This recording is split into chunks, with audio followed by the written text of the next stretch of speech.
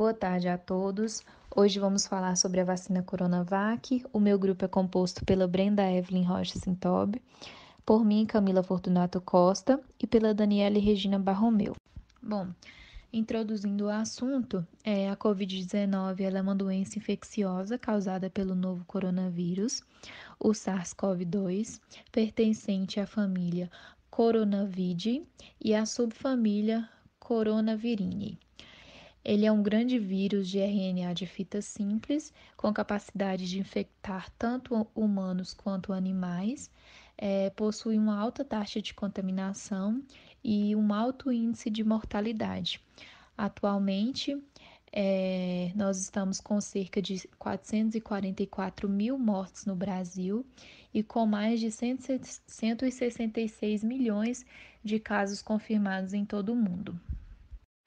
Discutindo um pouco inicialmente sobre a importância das vacinas, as vacinas elas foram desenvolvidas nos últimos 200 anos, elas auxiliam na erradicação de doenças nas quais causam e causaram muitas vítimas ao longo da história, como por exemplo a varíola e a poliomielite.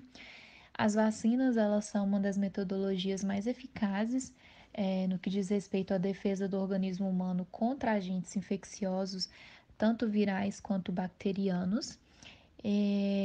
No entanto, para que essa vacina ela seja efetiva no contexto de saúde pública, é de extrema importância que a vacinação populacional ela continue alta. E a partir do momento em que a população ela é vacinada, a incidência de determinadas doenças ela tende a diminuir com expectativas para até que nenhum caso mais seja registrado. Atualizando agora um pouco o nosso assunto, as doenças de massa elas costumam ser complexas.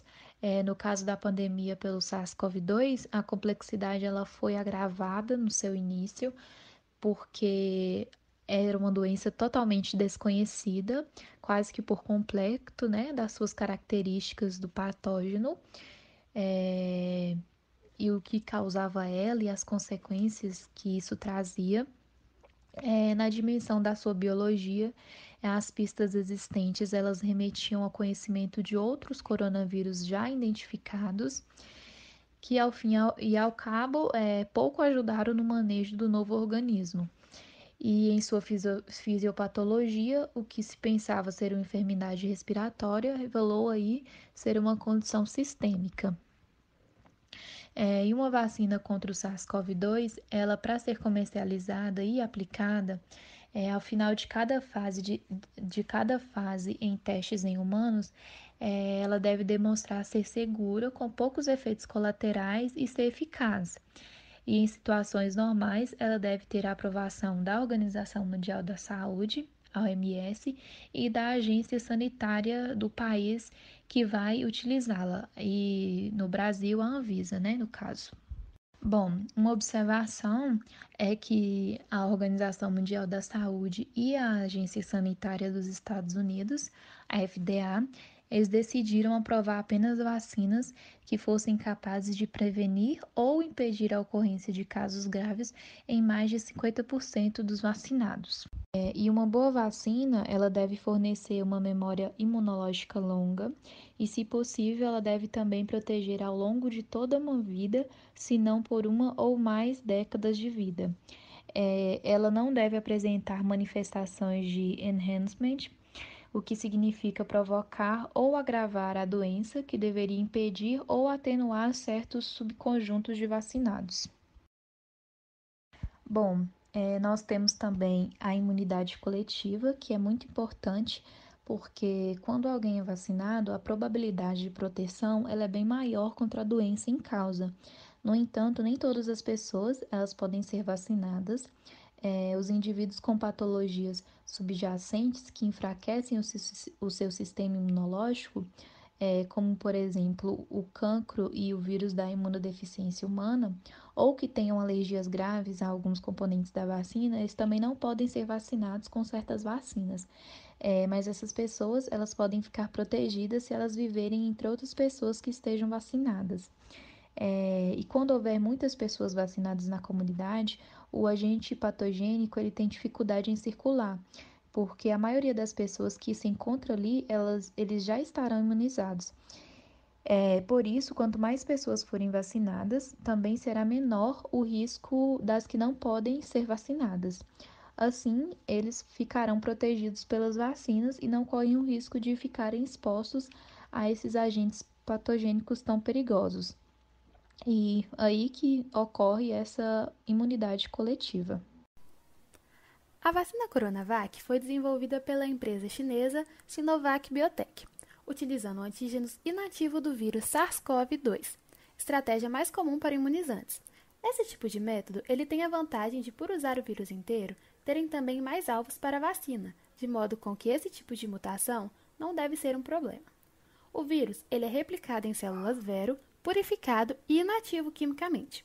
Está sendo desenvolvido em parceria com o Instituto Butantan e possui eficácia geral de 50,38% e previne casos moderados e graves em 78%. A vacina ela teve seu uso emergencial aprovado pela Anvisa em 17 de janeiro de 2021. A injeção é realizada em via intramuscular com intervalo entre doses de 14 a 28 dias. A respeito dos efeitos colaterais, não há relatos divulgados de efeitos considerados graves. Os efeitos colaterais vão incluir dor no local da injeção e febre de intensidade leve ou moderada, com resolução em curto período de tempo. Cansaço, dor muscular e dor de cabeça também foram relatados em menor frequência. Embora essa vacina não utilize tecnologias mais recentes de engenharia genética, exemplos de outras vacinas obtidas a partir de vírus inativos demonstram a eficácia desta técnica para a estimulação de respostas imunes completas, envolvendo a produção de anticorpos e ativação de linfócitos T em testes com macacos rhesus. Os grupos vacinados com a Coronavac apresentam proteção parcial ou total contra a doença, sendo verificada a produção de anticorpos neutralizantes como a ativação de linfócitos T, além de reduzida carga viral se comparado aos animais não vacinados. Nos ensaios clínicos de fase 1 e 2, realizados com cerca de 1.000 voluntários, esta vacina mostrou-se segura e eficaz, e houve a produção de anticorpos neutralizantes em mais de 90% dos voluntários que receberam a vacina, comprovando aí a sua eficiência. A Coronavac é uma vacina inativada contra o Covid-19. Para preparar a vacina, o SARS-CoV-2 foi propagado em células de rim de macaco verde africano. No final do período de incubação, o vírus foi colhido, inativado com beta-propiolactona, concentrado, purificado e finalmente adsorvido em hidróxido de alumínio com o adjuvante. O complexo de hidróxido de alumínio foi então diluído em cloreto de sódio, solução salina tampona com fosfato e água, antes de ser esterilizado e filtrado para injeção. Até o momento, já foram entregues 46,112 milhões de doses da vacina ao Programa Nacional de Imunização do Ministério da Saúde.